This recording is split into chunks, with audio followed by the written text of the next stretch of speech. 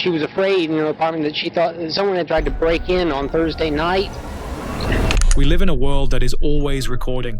Billions of cameras, from the phones in our pockets to the security feeds on our neighbors' homes, capture a constant, unblinking stream of our lives. Most of that footage is forgettable: a birthday party, a commute to work, a video diary. But sometimes, that ordinary footage becomes the key to an extraordinary tragedy.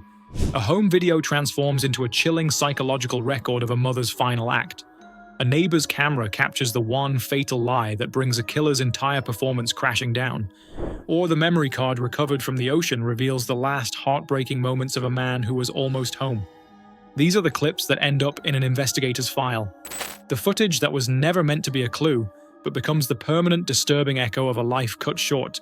Today we are looking at 6 pieces of footage that documented unimaginable tragedies. Let's begin.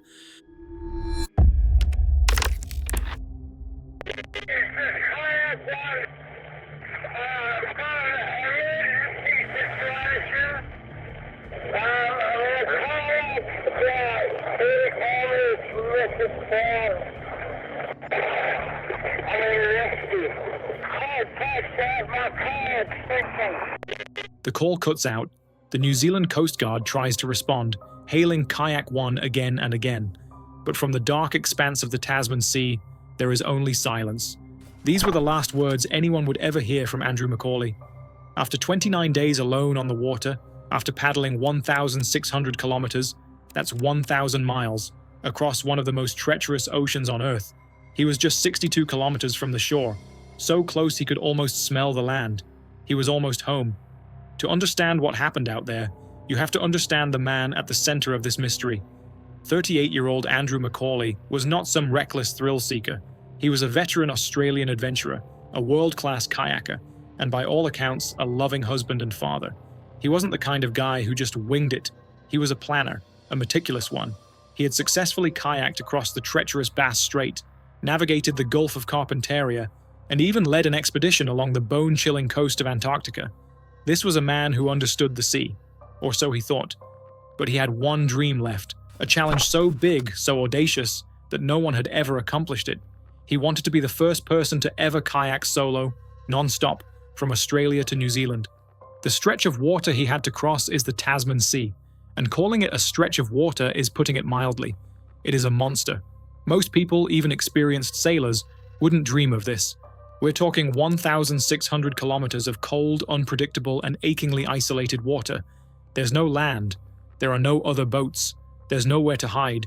It's just you and the abyss. The weather can change in an instant, with winds suddenly screaming and waves swelling to the size of apartment buildings. To even attempt this, Andrew couldn't just use a normal kayak. He needed something closer to a spaceship. So he worked with an engineer to build this. Casper. Yes, like the friendly ghost. An irony that will become apparent. It was a 6.4-meter high-tech sea kayak, specially designed for one purpose: survival. The most important feature was the bubble on top, a custom fiberglass capsule that Andrew, also called Casper. This capsule was his secret weapon. During the day, it sat behind him. But at night, or in a bad storm, he could slide it forward and seal himself inside. It was completely watertight. He even had a little fan for air. But the capsule's most important job wasn't comfort. It was designed to make the kayak self-righting. If a giant wave flipped him over, which in the Tasman, it definitely would, the capsule's buoyancy was supposed to roll the kayak back upright, keeping him safe and dry inside. It was a brilliant piece of engineering. As we all know, in theory are two very expensive words. His first attempt, in December 2006, didn't go so well. He had to turn back after just one night at sea. But Andrew wasn't a quitter. He was obsessed. He fixed the problems and prepared for a second try.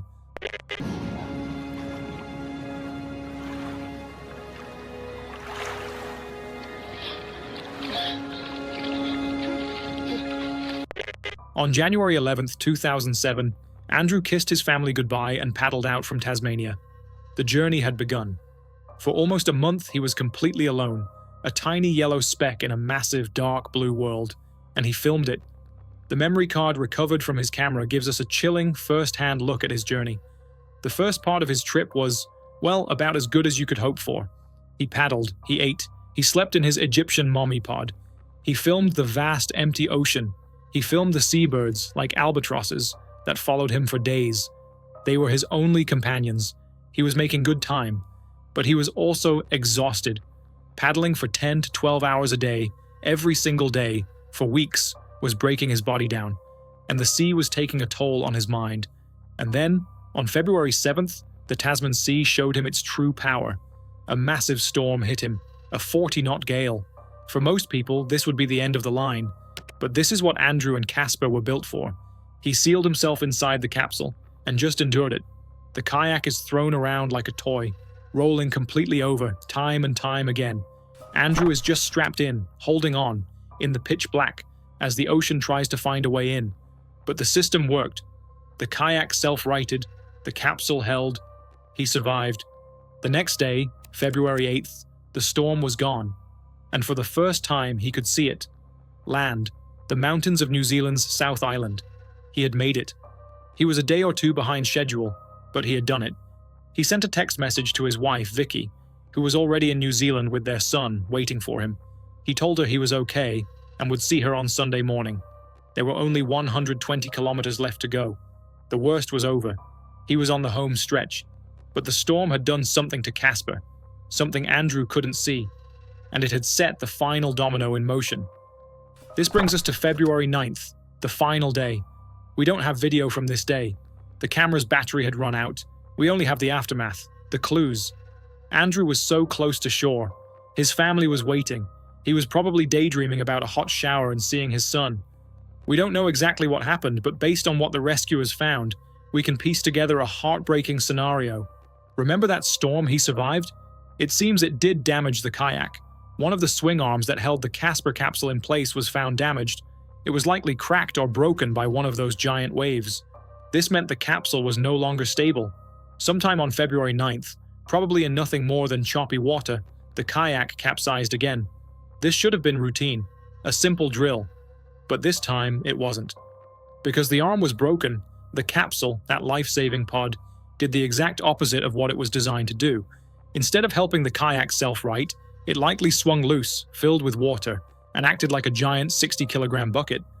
It was now a sea anchor, holding the kayak upside down and pinning it to the water.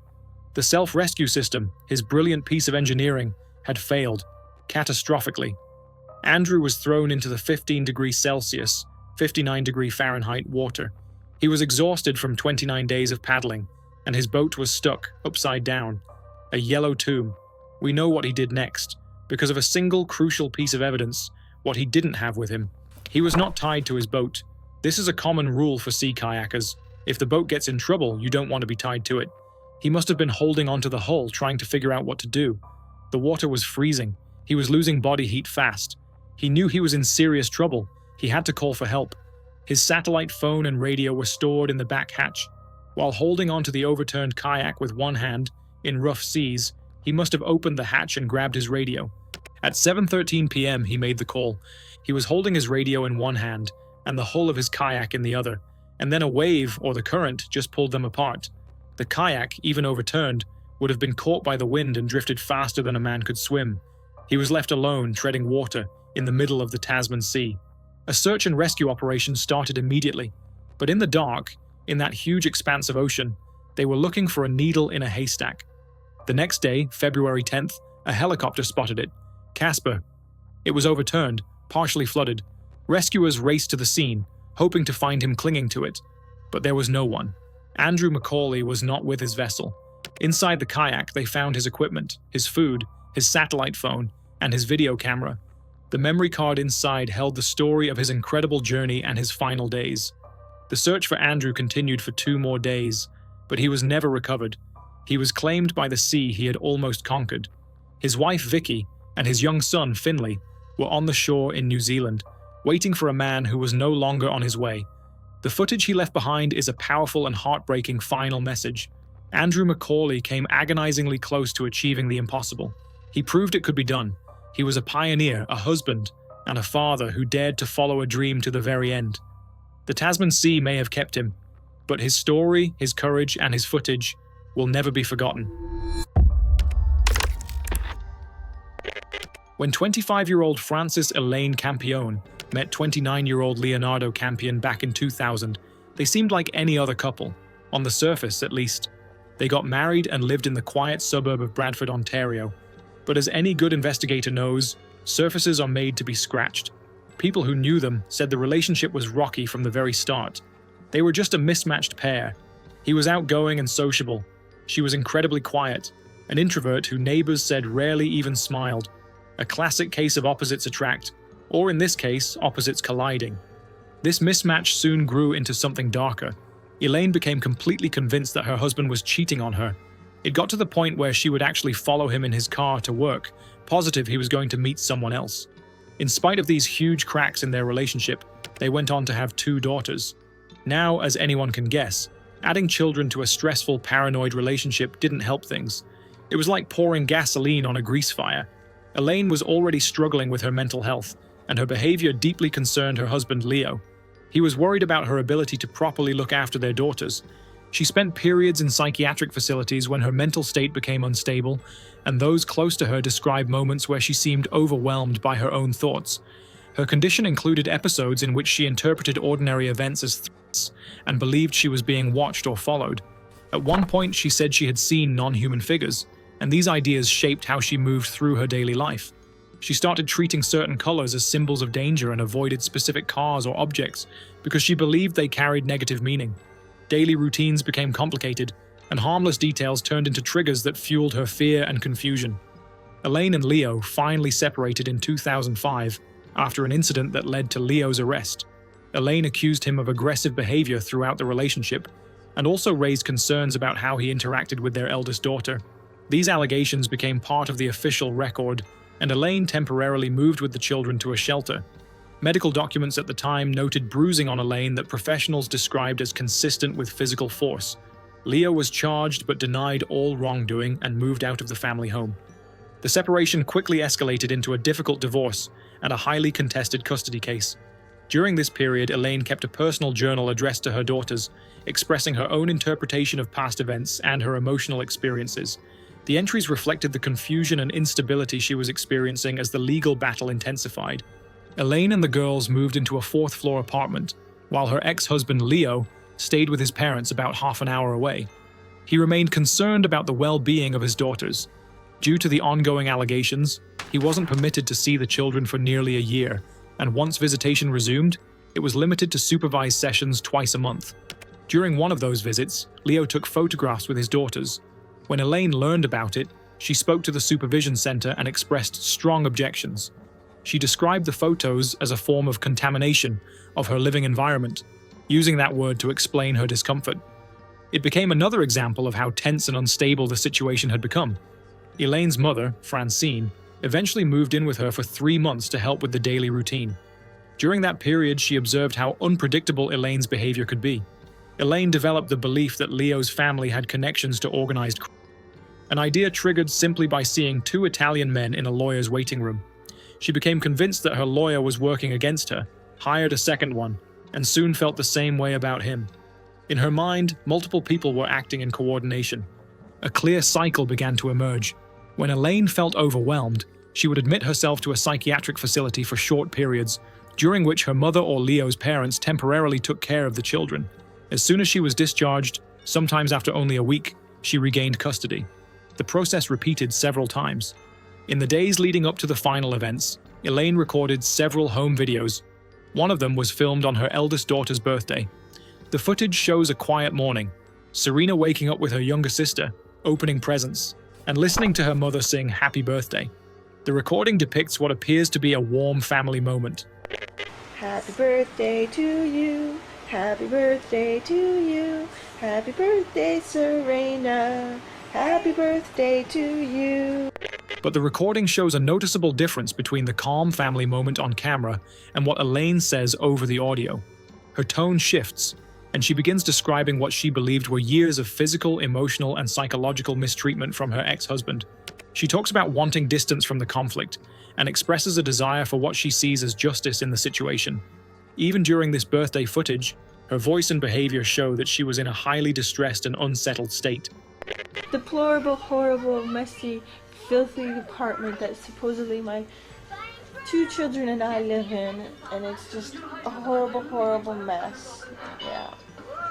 I think Diego Campione is totally in the wrong, and I hope he burns in hell for all his sins. The same as Leonardo. All I wanted to do was take care of my 2 little girls and live happily ever after the 3 years of physical, emotional, and mental abuse that I endured tremendously by Leonardo Campione, and then the past year from Anna and Diego Campione, the mental and emotional abuse, which wouldn't stop, and I had CAS. Leo last saw his daughters on September 22, 2006, during a supervised visit. Records from the center noted that the interaction was warm and affectionate, and staff described the moment as positive for both the children and their father. Observers consistently reported that Leo behaved in a caring way during every session. On October 2nd, only a few days before an important custody hearing, Elaine was told that the court might rule in favor of her ex-husband.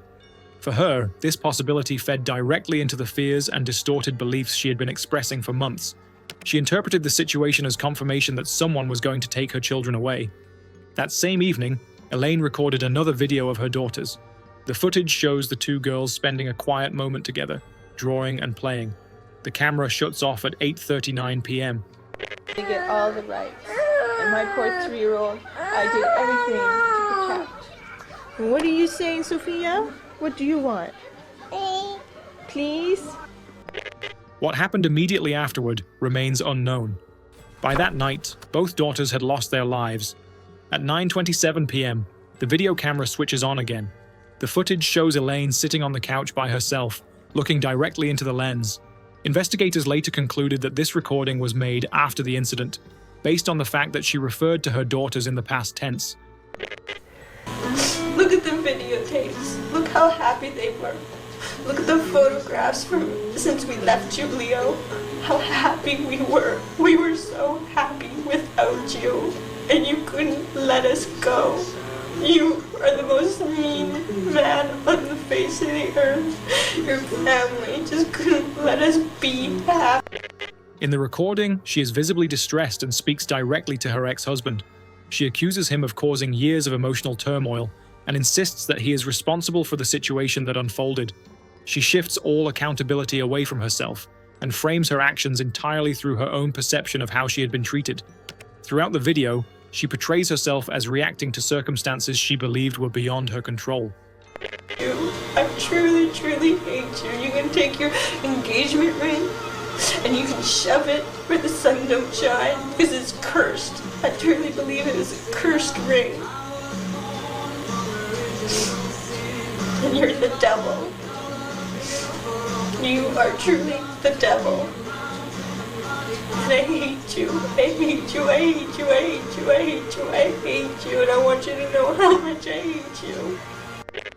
2 days later, on October 4th, Elaine contacted emergency services. Officers arrived and discovered the tragic outcome.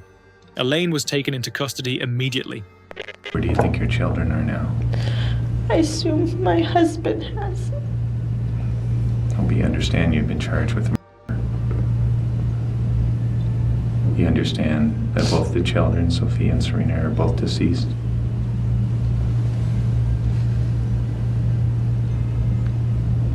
During questioning, she repeatedly stated she didn't remember the sequence of events. She told investigators that she had not caused anything to happen to her daughters. However, when detectives asked her to explain the circumstances surrounding the outcome they were examining, her demeanor shifted. She immediately stated that she would not answer further questions without legal representation, showing a clear awareness of the situation. In court, the defense argued that Elaine's mental state had deteriorated to the point where she could not be considered fully responsible for her actions. They described her condition as severe enough to impair her judgment. The prosecution acknowledged her psychiatric history but maintained that she understood the nature of her actions. According to the prosecution, the incident stemmed from the ongoing custody dispute rather than from her clinical condition. They referenced statements shared by family members to support this interpretation. In 2010, a jury found Elaine Campione guilty of 2 counts of first-degree murder, and she received a life sentence. Leonardo Campione later expressed the long-term emotional impact the case had on him, and spoke publicly about how deeply the loss affected him. The case prompted broader conversations about the role of social services in high-conflict custody situations. Several observers questioned whether the agencies involved fully recognized the risks present in this particular case, especially given Elaine's documented history of instability. Many argued that the system failed to identify warning signs that, in hindsight, appeared significant.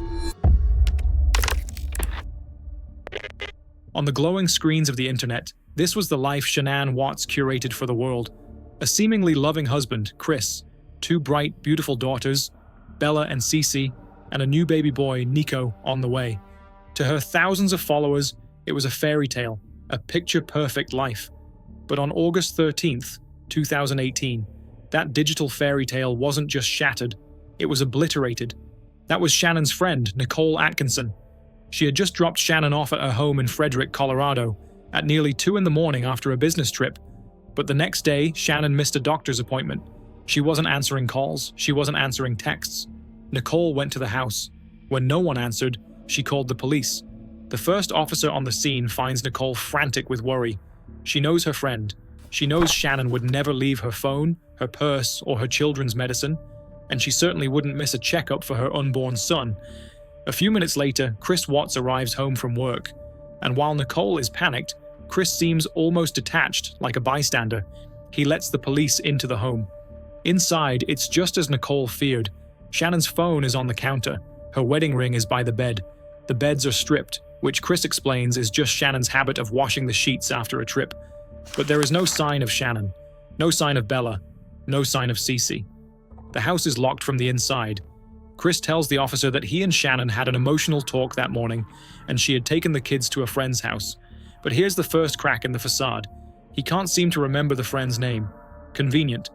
As police search, something feels deeply wrong, but the house is clean, too clean. There are no signs of a struggle.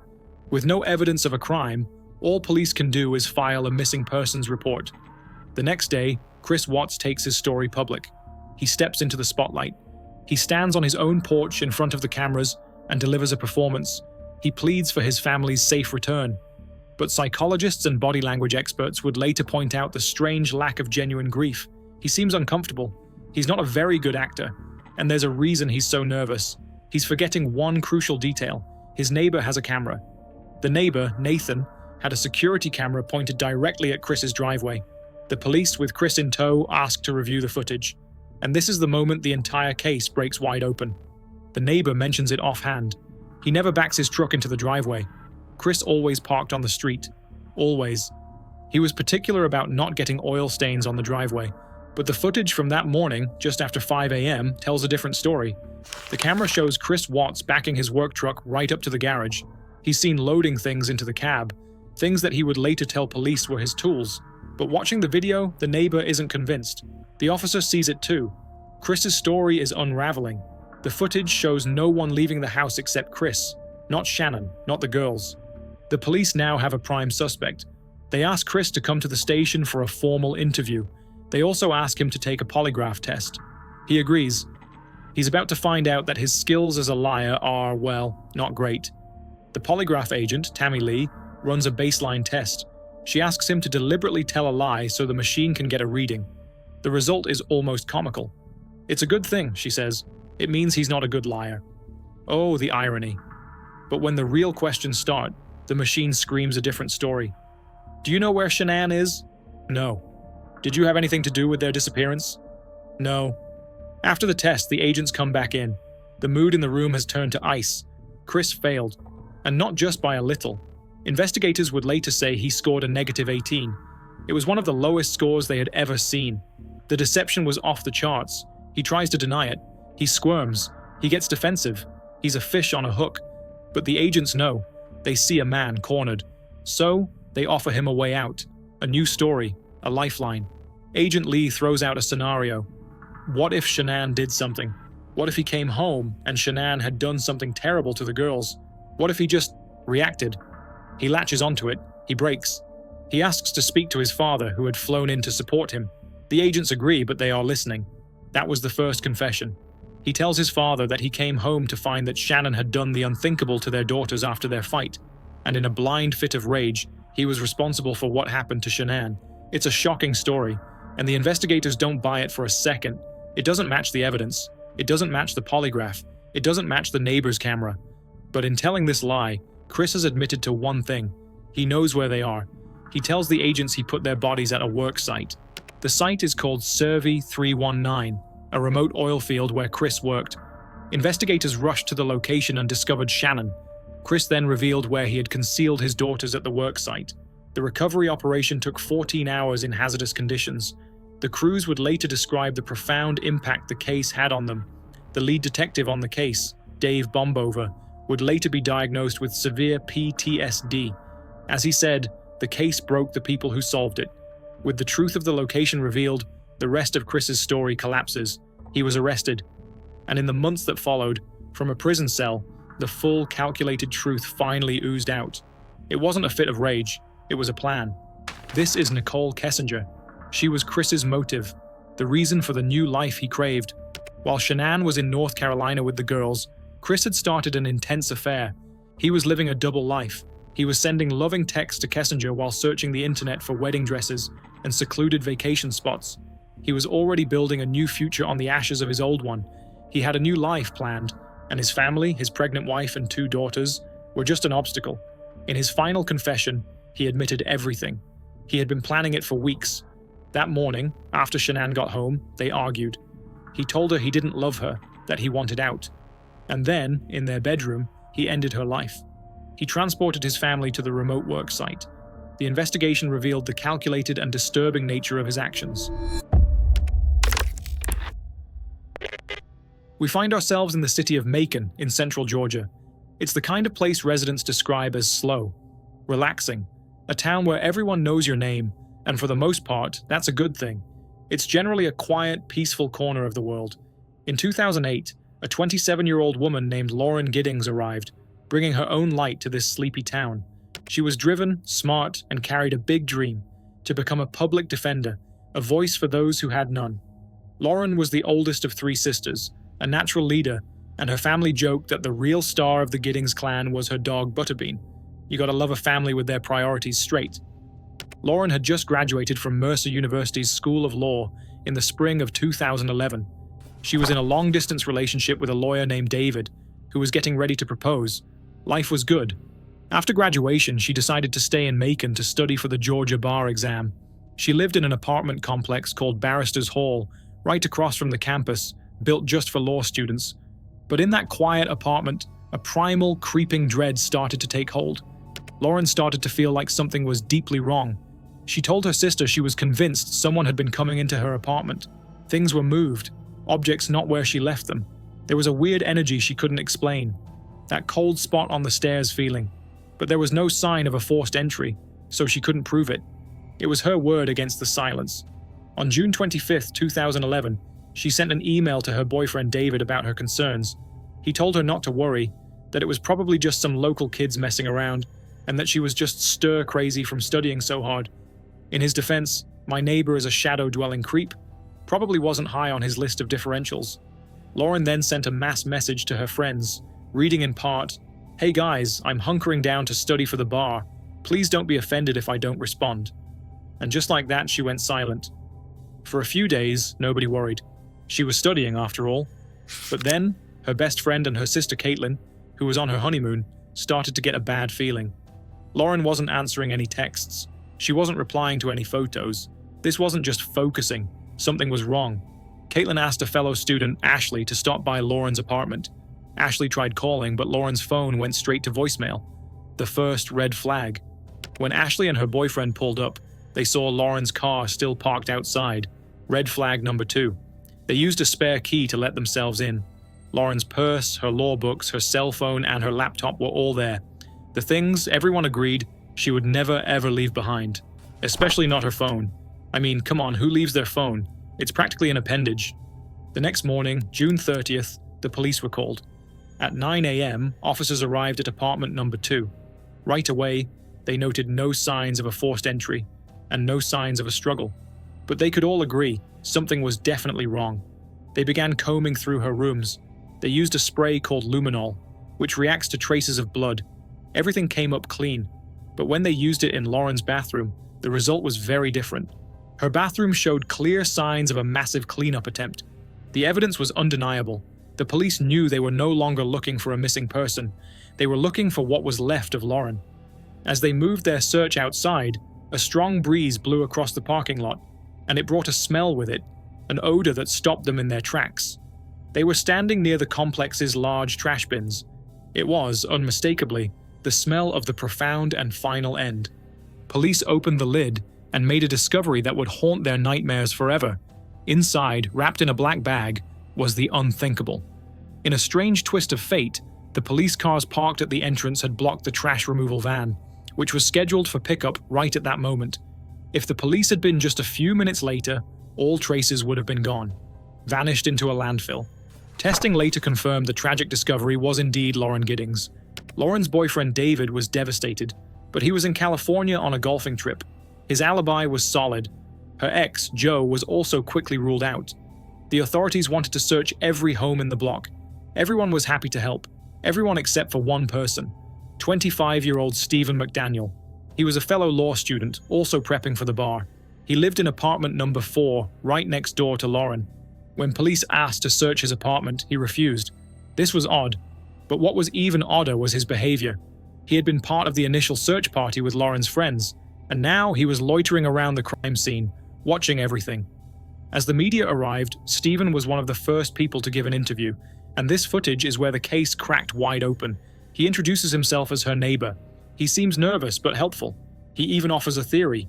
He's calmly telling the media facts that only Lauren's close friends or the police would know. And then, the reporter asks a question. Watch his reaction. I mean, she had a door jamb that was sitting right by it, so there was no sign that anyone broke in. I mean, the door was locked when everyone got here. The police had not released that they had found anything. The reporter was fishing. But Stephen knew. He just confirmed it. He confirmed something only the police and the person responsible would know. Live there. Are you okay, sir?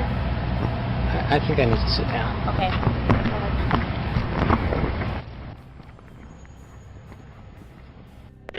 Later he gave another interview, this time digging himself deeper, talking about an email Lauren sent, one where she said she was afraid.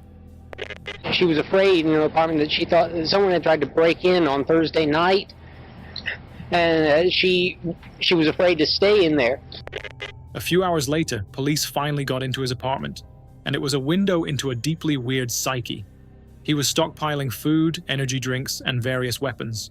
When they asked him about some personal items, he muttered he was a virgin saving himself for marriage, which frankly explains nothing and everything all at once. And then, he made a critical mistake. He admitted to breaking into 2 other neighboring apartments to steal things. With that confession, police arrested him for burglary. But they weren't done. They brought him in for questioning about Lauren. And this is the second critical piece of footage. The man who was so chatty with the media was now a silent statue. All right. I just got to ask you a few more questions. Okay. You came down earlier tonight, me and you talked, all right. You don't have any weapons on you, do you? No. That's just you are. What's wrong? You know I'm Detective Patterson, right? Yes. Do you remember? Put your hands up here. You remember us talking? I need to know about this girl right here. You know her? Yes. Who is that? Lauren Giddings. His mannerisms are strange. He's almost robotic. He sits perfectly still, staring straight ahead. The interview footage, when sped up, highlights just how bizarre his stillness is. He barely moves a muscle, even when the detectives leave the room. His constant monotone "I don't know" starts to grate on Detective Patterson, who remembers the media interview. It's all over anyways. The game's over. I mean, we know what you did to her, so we just want to know if you were going to tell us or not. I didn't do anything. Well, that's what you say. But we know different, so you're fucked either way. So you can sit there with that dumb look on your face, but it's over. I don't know what you want me to say. I don't want you to say nothing. You're fucked either way. While Stephen sat in that room, investigators were tearing his apartment apart. They found a master key, one that could open every single door in the complex. So much for stir crazy. They found the packaging for a hacksaw. They found several flash drives, which contained deeply troubling digital files. And in his drawer, they found a pair of personal garments. DNA testing proved they belonged to Lauren Giddings. A trophy. They checked his computer. His search history showed he was obsessed with Lauren. He was constantly on her social media, while at the same time looking up unmentionable content. And one of his most recent searches, Macon's trash collection times, they found evidence linking him to the tools used in the crime. DNA testing confirmed Lauren's presence. CCTV confirmed Stephen had bought it days earlier. This was the man responsible for Lauren's end. But the most chilling piece of evidence was one more piece of footage. On a memory card taken from his apartment, they found a video. It proved Stephen had been stalking Lauren for a long time. He had taken a wooden pole, duct taped a camera to the end, and held it up to her window, filming her inside her own home. The feeling she had of being watched, the weird energy, it wasn't in her head. The monster she feared was real. It was her neighbor, Stephen McDaniel. On August 2nd, 2011, Stephen was charged with the unlawful passing of Lauren Giddings. The case was strong but largely circumstantial, so the prosecution offered a plea deal. In April 2014, just a week before his trial, Stephen McDaniel pleaded guilty. As part of his plea, he had to tell the court what he did. He admitted that at 4:30 a.m. on June 26th, he used the master key to unlock her door. He was wearing a mask. He said he stood and watched her sleep. She woke up, and a struggle began. He ended her life. He then moved her into the bathroom and used the tub for the gruesome task that followed. He claimed he was in a dreamlike, delusional state, a convenient excuse for an act of calculated malice. Stephen was sentenced to life in prison. From prison, this brainiac filed an appeal. He claimed police had intimidated him and that his lawyers were incompetent. It led to one of the most incredible moments in the case, where his own former lawyer was forced to testify against him. Awkward. The appeal was denied. Detectives believe they stopped a predator in the making. In the end, the footage tells the story, the nervous interview of a liar, and the cold, still silence of a monster. But the most important images are the ones he tried to erase, the ones that show Lauren smiling and full of life. That is the image that should and must endure. In the mountains of West Virginia, there's a small community called Tunnelton, with a population of just over 200 people.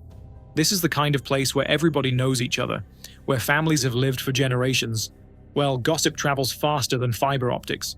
But in the spring of 2019, this tiny town was about to be plunged into a dark mystery. It all started with a truck. At about 6:45 in the morning on Wednesday, May 29th, 2019, a call came into the Preston County Sheriff's Office. Someone reported suspected nefarious activity on a quiet road next to the Cheat River. A deputy pulled up and found the vehicle, a maroon pickup truck. It was empty. Thick, dark gray smoke was filling up the cab, billowing out of a window. This wasn't just some kids messing around. There was oil or some kind of accelerant spilled all over. Someone had deliberately tried to set this truck ablaze. In the truck bed, more motor oil containers, one empty. On the passenger side, smudges, but no clear fingerprints. The deputy noted it looked like whoever did this was wearing gloves. The keys were gone. This was staged. A performance for an audience of one. Pretty soon the truck had a name. It belonged to a local truck driver named Philip Barlow. But to everyone who knew and loved him, everyone just called him Bucky. And as soon as his name was attached, this went from a weird arson case to a full-blown nightmare. Bucky's nephew showed up on scene and confirmed it was his uncle's truck. He called Bucky's employer, Hillside Trucking. The news wasn't good.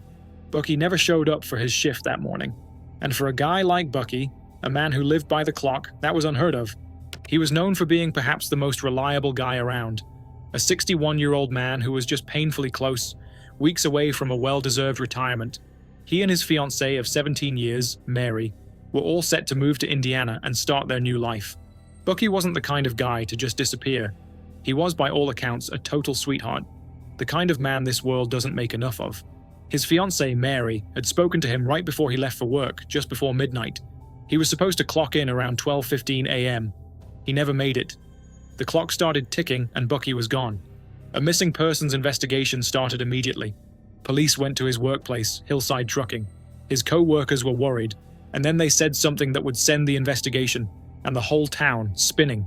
The only person that we knew is that his neighbors. You always heard them talk about fighting with. And suddenly, all eyes turned to two men, Craig Maloud and Chris Thorne. Police started talking to neighbors, and the stories they heard were wild. They spoke to a woman named Rebecca, who was Craig Maloud's ex-girlfriend. She said that she and Craig had broken up, and Craig had just dumped her stuff on Bucky's property. Bucky, being a good neighbor, just asked him to move it. According to Rebecca, Craig sent a message saying he was going to go beat Bucky with a golf club. A charming fellow.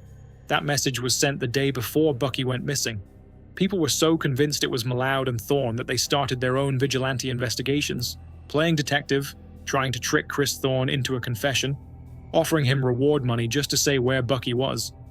Chris denied everything. He said he had no idea. While the town was busy chasing ghosts and rumors, the truth was lying in the water. On June 8th, just over a week after Bucky vanished, a group of hunters spotted something in the river. It was a face down. Deputies arrived. The body was too decomposed for an on-site ID, but then they found a shirt lodged under a nearby log. A blue and white striped shirt with two patches.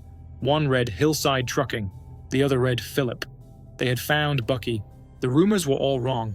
The cause of death was determined to be homicide through violent means. There wasn't enough blood in the truck to suggest he was attacked there. But police did find zip ties near his house. The new theory, he was grabbed, bound, and taken from his home in his own truck, dealt with elsewhere, and then placed in the river. The investigation was back to square one. Craig Maloud and Chris Thorne, they had alibis. They were cleared. Months went by. The case went cold. Then, in January 2020, Captain Travis Tichnell decided to go back through every single file.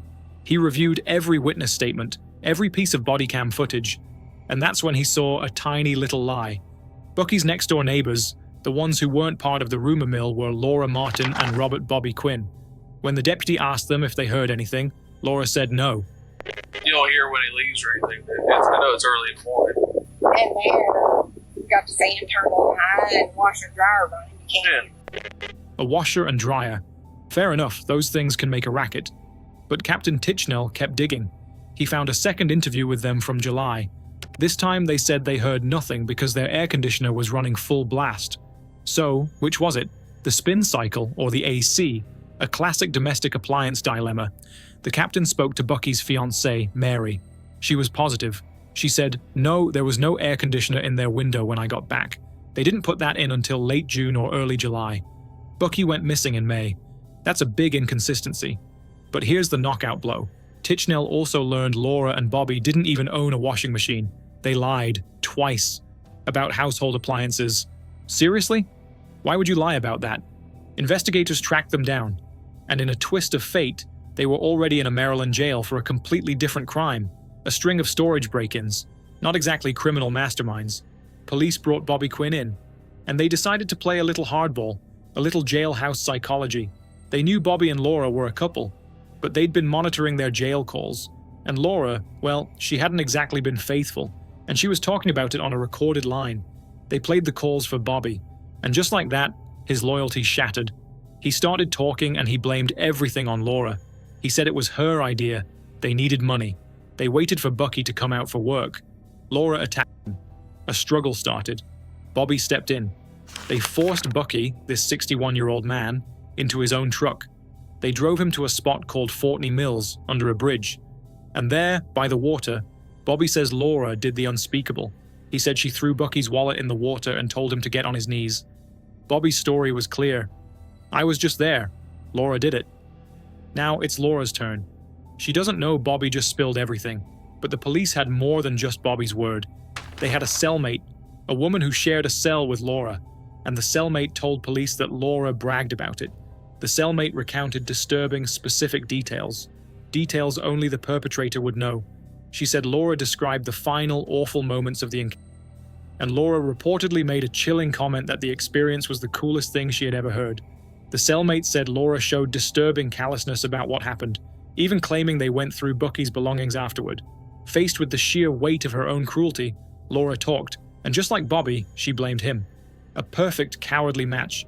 She said they jumped Bucky with BB guns, but Bucky, even at 61, put up a hell of a fight. She said he got his licks in. He fought for his life, but they overpowered him. In the truck, he looked at them and said, I know who you are. And that's what sealed his fate. A single moment of recognition. She claimed Bobby was responsible for the fatal act, and that she tried to intervene. So, why? Why this whole nightmare? This brutal, senseless act? Was it a drug debt? A deep-seated grudge? No. It was because their electricity was about to be shut off. They needed quick cash. When they accosted Bucky Barlow, he had $50 on him. $50, the price of a man's life. They took a man's life. They took Mary's fiancé. They took a town's sense of safety. They took a good man's retirement for $50. They both took plea deals, but the judge wasn't having it. He saw right through them. He sentenced them both to life in prison, plus another 180 years. A sentence that, for once, feels like justice. Philip Bucky Barlow spent his life working hard, planning for a future he deserved. His last dream was to retire. His neighbors, in one of the most callous and senseless acts imaginable, took that dream away. And it all unraveled because of one small, stupid lie about a washing machine they never even had. If you spent any time on the darker, colder corners of the internet in the last 10 years, you've definitely seen a video like this.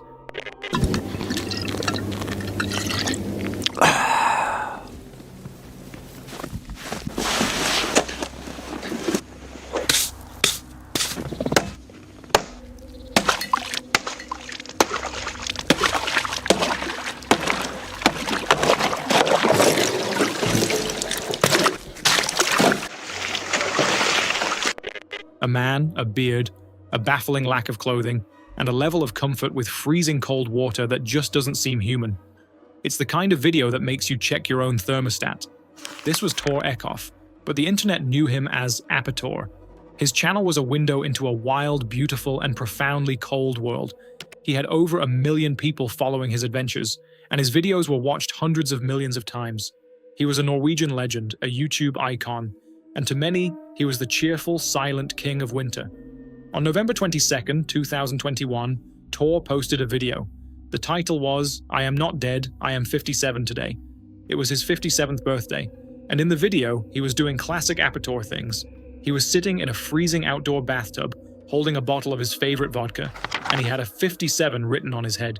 He looked happy. He looked invincible. He looked full of life. It was a celebration.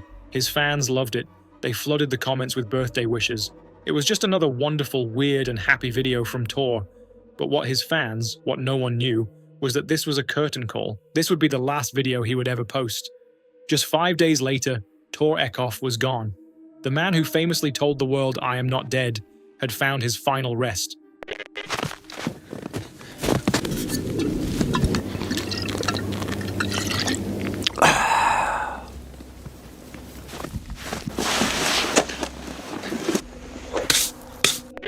So what happened? How did this man who seemed to defy nature, who laughed in the face of hypothermia, meet his end? To understand what happened to Tor, you first have to dig deeper. You have to understand who he was. And as we discovered, he was a lot more than just the Iceman on YouTube. Tor Rathje Eckhoff was born on November 22nd, 1964. For most of his life, he was not an internet superstar. He was a regular guy. He lived in Sandefjord, a town in Norway. He studied things like history and philosophy in college. You know, the usual subjects for a future ice-surfing, chainsaw-wielding internet star. And he spent his workdays at a chemical company called Jotun, working with paint. He worked there for over a decade. He had a partner, Tove Skjerven, and they had a child together. He lived for a time a very traditional family life, but Tor was different. He had a love for the outdoors, a passion that bordered on obsession. He loved camping, he loved climbing mountains, and he loved taking pictures. Eventually, he felt so tired of the normal, everyday routine that he moved out. He and his partner lived separately, but they were still a family. He moved into a small cabin which became his base, his studio, and his escape. It was from here that Apator was born. He joined YouTube way back in 2006, right when it was starting. His channel name, Apator, was a little joke. It was a mix of the word ape, because he was fascinated by how close humans are to apes, and his own name, Tor. Honestly, Ape Tor is pretty accurate casting. For years, he was just a guy with a camera. But then, in 2011, he started editing his videos. He got a better camera, and he decided to post something a little different. He uploaded a video called On Thin Sea Ice 2. And this video had everything. It had Tor wearing very little, ice skating on a frozen fjord. It had him diving through a hole in the ice into the dark water. It had him drinking vodka. And, most famously, it had him lying on the ice, making strange, happy seal-like sounds with his mouth. The video went viral, It got over 1 million views in just 1 week. He started a whole series of on thin ice videos. He wasn't your typical travel vlogger, unless your typical travel vlogger brings a chainsaw to the lake. He would use the chainsaw to cut holes to propel himself on the ice, or to carve ice donuts that he'd wear like a necklace. Because why not? And through it all, he was almost always silent. He didn't talk to the camera. He didn't say, "Hey guys, like and subscribe." He didn't need to. He'd smile, he'd make his noises, and he'd let the beautiful scenery and his own strange, joyful actions tell the story. His videos became especially popular in countries like Poland and Russia, but really he was loved everywhere. And his most popular video? It's called The First Snow 4. The video is just him, in an outdoor bathtub filled with ice and snow, submerging himself and enjoying a drink. That simple video has over 100 million views. That's a lot of people watching a man get very, very cold. He became one of Norway's biggest YouTubers. But here's the thing, he never quit his day job. He kept working at the paint factory. He only made a few $100s a month from YouTube. But while he was creating these videos full of life, Tor was fighting a serious battle for his own. In his 20s, Tor was diagnosed with a painful condition called ulcerative colitis. It's an inflammatory disease that affects your insides. He kept it a secret from most of his friends. Then, in March of 2018, the battle got worse. He was diagnosed with a serious growth in his colon. He had to have a major surgery. In November 2018, he uploaded a video that was very different from his others. In it, he finally told his audience what was going on. He explained that he had cancer, and that it wasn't from his lifestyle, but from the disease he'd had for years. After the surgery, he had to use a colostomy bag, and he survived it. This changes everything, doesn't it? Suddenly, the videos aren't just about a crazy guy doing stunts. They're about a man who faced his own mortality and chose to live. He said that after surviving this serious illness, he was more focused on enjoying the small things in life. And this brings us back to that final video. I am not dead. I am 57 today. He had been posting I am not dead videos on his birthday for years, ever since his health scare. It was his message to the world, a message of survival, a message that he had faced cancer and he was still here, still celebrating, still living.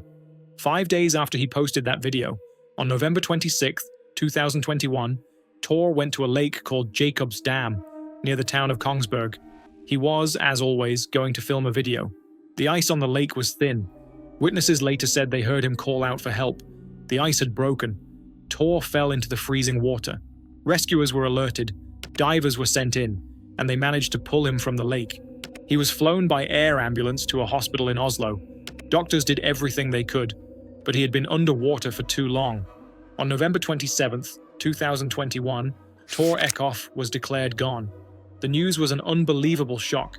His fans, his 1.2 million followers, were heartbroken. The comments section of his final video, the one that said, "I am not dead," was filled with messages of grief and love. People had always criticized his videos, calling them dangerous. The Discovery Channel once said his mix of his favorite beverage and the cold was a risky combination. Tor always smiled at this. He said he was careful, he said he rehearsed, he said he knew what he was doing.